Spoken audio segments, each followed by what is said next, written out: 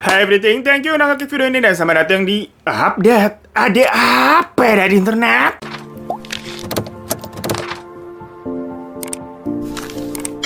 Hai gengs, kalian kangen nggak sih jalan-jalan? Kalau ke luar negeri gitu, lihat barang yang tulisannya nggak ngerti itu tulisan apaan? Atau mau nanya jalan ke orang? Bingung ngomong bahasanya bagaimana ya? Duh, tapi beneran gue kangen momen-momen kayak gitu. Dan biasanya untuk mengatasi semua hal itu, gue selalu menggunakan YouDictionary. Kalau kalian udah lama nonton channel gue, pasti udah tahu dong. Kalau aplikasi ini tuh udah semacam kayak jimat gue, buat masalah ngomong dan mengartikan bahasa asing. Nah sama nih, walaupun sekarang kita belum bisa pergi-pergi, tapi kan jadinya kalau di rumah tuh sering beli barang online dari luar tuh. Terus bingung pas sampai ini bacaan tulisannya apaan, atau pas lagi milih-milih barang juga nggak ngerti bahasanya, atau lagi nih kalian chat-chatan sama kenalan yang beda bahasanya karena orang luar, lah bingung kan mau balasnya balas apa nih, nulisnya takut salah, kagak usah ciut dulu nyali lu. Nih lu download YouDictionary. Nah di YouDictionary ini tuh ada fitur yang paling gue suka banget, namanya Conversation Translate, dimana kalian bisa menerjemahkan kalimat hanya dengan ngomong aja. Halo, apa kabarmu? Hello, how are you? Nah tuh, cakep banget nggak? Apakah kamu sudah makan siang? Did you already eat lunch? Kita coba lagi ya. Kamu harus makan, nanti kamu mati. You have to eat or you die. Kalau kayak gini sih, gebetan bakal jadi pacar jatuhnya, gengs. Fitur favorit gue selanjutnya adalah kamera translate, di mana kalian bisa menerjemahkan kalimat atau kata dengan kamera doang. Jadi kayak dijepret aja kalimat yang mau kalian translate, abis itu kalian crop, dan udah nih. Tuh, secepat itu. Pokoknya pilihan bahasa untuk terjemahannya tuh banyak banget, gengs. Kalian mau dari negara apa juga ada. Nah, seberguna dan seberfaedah itu kan, aplikasi dari YouDictionary ini dijamin kalau udah menggunakannya, kalian nih bakal disangka sekolah di international school. Kayak, wah pinter banget kesana gitu kan. Makanya, buruan deh download aplikasi YouDictionary, yang linknya udah gua taruh di bawah. Langsung klik aja biar otomatis kalian kelihatan jadi kayak anak bule. Ya udah, kalau gitu sekarang lanjut aja kita ke pembahasannya.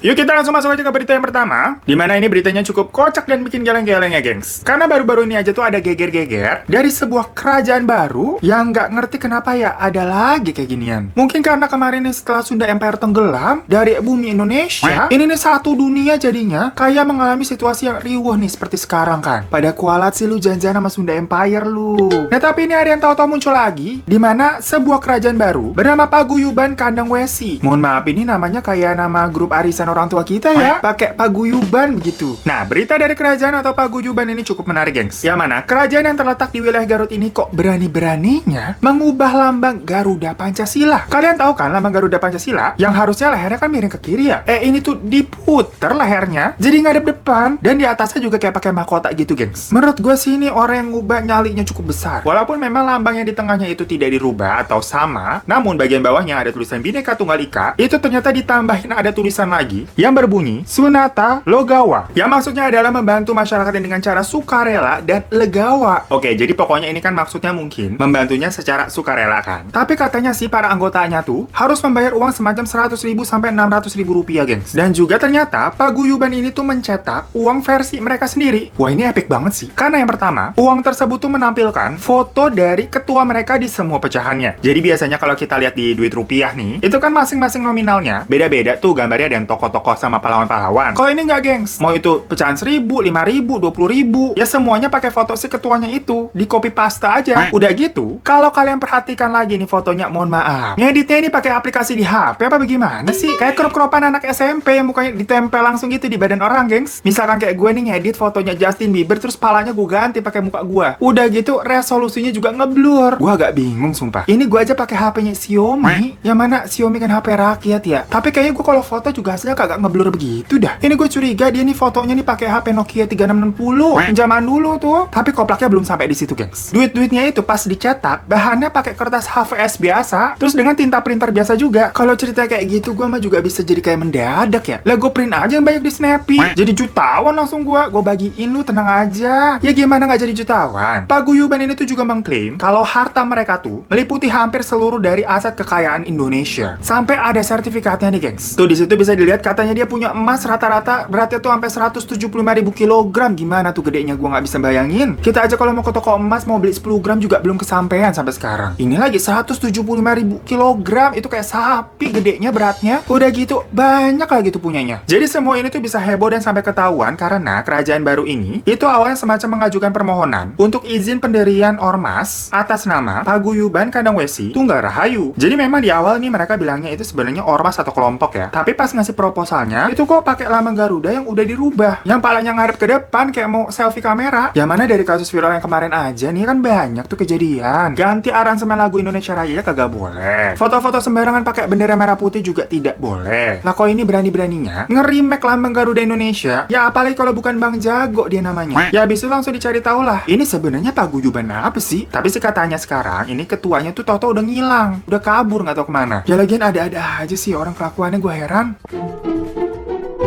Next, kita masuk ke berita viral selanjutnya yang agak lumayan gak enak sebenarnya kedengarannya. Dimana kemarin nih, ada sebuah berita tentang seorang remaja asal Turki yang memutuskan untuk bunuh diri. Dan berita ini tuh sepertinya semakin membesar karena nih dimana-mana tuh headline-nya bilangnya tuh kayak judulnya Fans BTS bunuh diri atau ARMY garis keras mengakhiri hidupnya. Intinya membawa-bawa nama boyband Korea BTS yang jadinya ya memang kan kita tahu lah ARMY atau sebutan untuk para fansnya BTS itu kan memang besar banget ya. Pastilah hal ini menjadi satu isu atau masalah yang banyak ingin diketahui oleh orang-orang. Dan seolah-olah nama ARMY atau fans dari BTS ini itu terkesan menjadi terlalu fanatik atau apa ya, maksudnya image-nya menjadi negatif karena ngefans terlalu segitunya, nama juga fanatik. Karena banyak juga berita yang tersebar nih mengatakan kalau ayahnya si Melisa ini yang merupakan remaja asal Turki tadi itu nggak suka kalau anaknya tuh suka nonton BTS ataupun budaya-budaya K-pop. Sampai-sampai katanya ayahnya itu merobek posternya, jadinya si Melisa ini mengakhiri hidupnya. Karena hal tersebut, headline atau kayak cerita sampul dari beberapa berita nih, itu kesannya Melisa ini menjadi depresi karena ayahnya nggak setuju kalau Melisa ini suka sama BTS. Namun sebenarnya dari kasus ini, yang gue tangkap setelah baca-baca dari berbagai berita, ini tuh tidak hanya menyangkut BTS, ARMY, atau suatu kefanatikan saja. Jadi gini, remaja yang bernama Bush Melisaki ini, itu tuh berumur 16 tahun. Bagi kalian yang masih umur segitu, ataupun yang pernah umur segitu, pasti tau lah, itu tuh semacam masa-masanya kita mencari jati diri, penuh kegalauan, dan belum bisa berpikir matang, sama masih labil lah bisa dibilang. Jadi pada saat itu Melisa nih itu suka menumpahkan keluh kesahnya melalui cuitan di Twitter yang seolah-olah nih dia curhat atau berbicara dengan idolanya yang bernama Suga, di mana Suga ini adalah salah satu member dari BTS. Jadi memang betul kalau Melisa ini merupakan seorang ARMY atau fans dari BTS. Nah, jadi di sini konteksnya dia menjadikan Suga itu seperti teman curhatnya atau kayak buku diarinya gitulah bisa dibilang. Dan pada konteks ini menurut gue pribadi ya, itu ada positif dan negatifnya. Positifnya adalah dia ini berarti jadi punya semacam tempat pelarian untuk menumpahkan keluh kesahnya. Jadi untuk image seorang fans di sini, mungkin bisa dibilang dia nih jadi punya semangat lagi gitu saat melihat idolanya, atau setidaknya punya euforia, jadi bahagia gitu saat dia nih nonton video-video ataupun dengar musik dari BTS. Namun negatifnya, ya semua itu kan dia curhat ke seseorang yang bisa dibilang ilusi. Maksudnya si orang ini ataupun si Suga itu kan tidak memberikan feedback ataupun respon kan, karena jatuhnya dia artis idola. Kalau kita curhatnya ke temen nih, itu setidaknya kan ada percakapan atau feedback yang mungkin bisa menenangkan. Tapi ya mungkin orang beda-beda ya. Soalnya memang ini jatuhnya kayak curhat ke buku diary aja, jadi kayak numpahin aja gitu, tidak perlu feedback lagi. Nah, tapi dari masalah-masalah yang ia curhatin itu, memang rata-rata sih itu adalah semacam masalah remaja di umur 16 tahun tentang kehidupannya dan juga masalah dari perlakuan ayahnya. Menurutnya pokoknya ayahnya itu katanya tidak sayang sama dia dan mungkin gak peduli juga kalau sampai dia pun mati. Dan beberapa kali memang Melisa ini mengaku sangat ingin mengakhiri hidupnya, di mana dia pernah bercerita di dalam cuitan Twitternya, dia bilang katanya ayahnya tuh pernah memberinya sebuah tali saat si Melisa ini bilang ingin bunuh diri. Jadi mungkin situasinya tuh seperti Melisa ini mengancam atau kayak ngomong saya pengen bunuh diri dengan maksud biar agar dicegah sama ayahnya, agar bisa lebih disayang dan diperhatikan lagi lah. Namanya juga ini masih labil kan ceritanya. Namun ayahnya ini malah bertindak ngasih tali kayak gitu, kayak ya udah nih. Ya makanya dari situ Melisa ini berkesimpulan kalau memang ayahnya itu mungkin tidak peduli sama dia. Ditambah lagi ini kan Melisa memang ngefans sama BTS kan tadi, yang standarnya biasa biasa kalau orang ngefans tuh gimana sih? Pasti suka nontonin di laptop, punya poster-posternya sama barang-barangnya lah. Nah, ayahnya itu katanya juga suka marah kalau si Melissa ini tuh lagi nontonin BTS dan juga beberapa posternya itu dirobek sama ayahnya karena ayahnya ini tidak suka dengan budaya K-pop memang pada dasarnya. Dan juga menurut Melissa ini ayahnya itu kasar alias suka main tangan lah. Ya kalau buat anak-anak zaman dulu dikasarin sama orang tua tuh mungkin bisa masih menganggap itu suatu didikan. Tapi kalau sekarang sepertinya memang tidak ada pembenaran sama sekali kalau orang tua itu sudah sampai main tangan. Tapi menurut kalian gimana? Apakah ada hal-hal tertentu yang memang kadang nih seorang anak itu semacam perlu ditegasi lah istilahnya, atau yang memang orang tua nih sama sekali tidak boleh membentak apalagi sampai main tangan? Komen di bawah ya. Yang jelas sih di sini konteksnya ayah Melissa itu memang dirasa terlalu kasar dan terlalu tegas. Yang mana hal itu mungkin karena beliau ini adalah mantan dari tentara. Sampai akhirnya di tanggal 5 September kemarin, Melissa ini mengakhiri hidupnya dengan pistol milik ayahnya sendiri. Berita Melissa ini akhirnya viral tersebar luas dengan headline penggemar BTS yang telah tiada tadi. Namun sebenarnya balik lagi, poin sebenarnya di sini adalah bukan hanya sekedar K-pop ataupun BTS, melainkan didikan dan perlakuan dari orang tuanya, gengs. Itu tuh udah sangat jelas, semuanya dipicu dari perlakuan ayahnya yang tidak berperan sebagai ayah yang baik. Sampai-sampai anaknya ini merasa tidak disayang dan pelariannya ke BTS tadi, yang ia jadikan teman curhat. Jadi menurut gua, maksudnya di sini tuh bukan kayak cerita fans yang fanatik terus dilarang sama ayahnya, terus dia melakukan hal nekat. Melainkan memang pondasi masalahnya aja itu udah dari ayahnya, dari perlakuan orang tua. Itu kalau menurut gua sih. Nggak tahu ya, karena gua melihatnya tuh kisah ini tuh sedih banget, dimana lo tuh nggak punya orang yang bisa lo percaya atau orang yang bisa lo jadiin pegangan untuk sekedar curhat. Terus ini tahu-tahu ada satu idola yang bisa menyemangati hidup lo. Itu apa ya, kalau bisa dibilang ya menurut gue sih nggak salah ya. Karena emang nggak semua orang tuh punya banyak teman atau punya orang yang diandalkan. Jadi kalau konteksnya ngefans fanatik seperti ini, itu gue tidak bisa terlalu menyalahkan juga ya. Karena hal ini jatuhnya tidak merugikan siapa-siapa. Maksudnya itu urusan diri sendiri dengan Tuhan aja udah. Karena balik lagi, di sini yang salah adalah perlakuan dari orang tuanya, bukan tentang suatu fanatisme gitu yang salah. Kalau ngefans sama fanatik yang bisa menjadi salah tuh, misalnya jadi sampai ribut, jelek-jelekin orang, ngata-ngatain orang, berantem, yang kayak gitu-gitulah, itu baru jadi nggak benar. Ya, itu menurut gua. Kalau menurut kalian gimana? Langsung komen di bawah.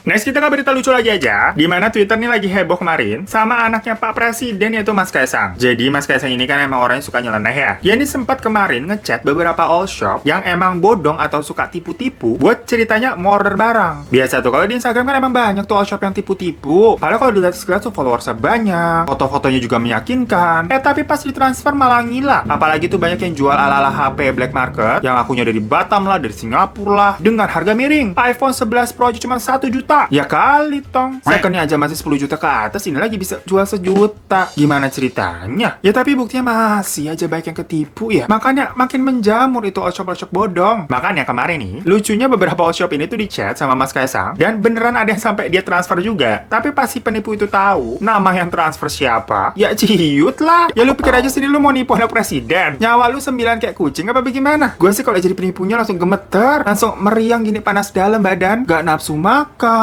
keringat dingin, parno aja. Duh, nasib gue gimana ya? Padahal beberapa kali di dalam chatnya itu tuh ada yang biasa kayak ngasih form pembelian dulu lah, kayak ngisi nama lengkap, alamat, nomor telepon, yang gitu-gitu. Udah jelas-jelas nih Mas Kaisang ini nulisnya namanya Kaisang, alamatnya istana kepresidenan, yang masih aja berani diladenin. Nantang juga kali ya itu dikira cosplay doang jadi Mas Kaisang. Tapi lagi-lagi pas beneran ditransfer nih, ngelihat nama pengirimnya Kaisang Pangarep, ya apa nggak kicep minta ampun. Terus notnya juga ada yang diisi, saya tahu kamu di mana loh. Ya banyak banget, langsung abis itu di blok. Lagian ada-ada aja penipu ya. Segala ada yang jualan daster juga masih aja nipu. Nggak ngerti lagi sih gue. Buat para penipunya nih, saran gue nih, fix sebelum PSBB nih besok, mending pada minggat tuh pindah negara daripada diciduk lu.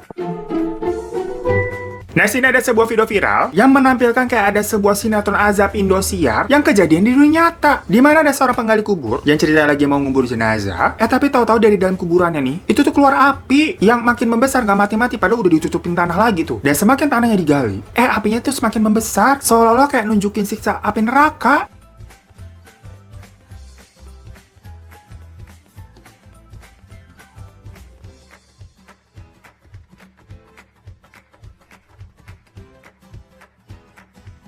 Tuh bener-bener kayak sinetron azab Indosiar kan? Ya tapi ini sih masih belum diketahui kebenarannya kayak gimana. Apa benar itu api murni dari bawah tanah yang keluar tiba-tiba kayak gitu atau cuman sengaja dibuat aja? Yang jelas makanya kita nih lurus-lurus aja deh jadi orang. Kalau amit-amit gitu kena azab begitu ya, kan serem, ada api keluar dari tanah atau nanti kerandanya kelempar masuk cor-coran atau ada petir gitu nyamber jadi gosong. Viral nu nanti.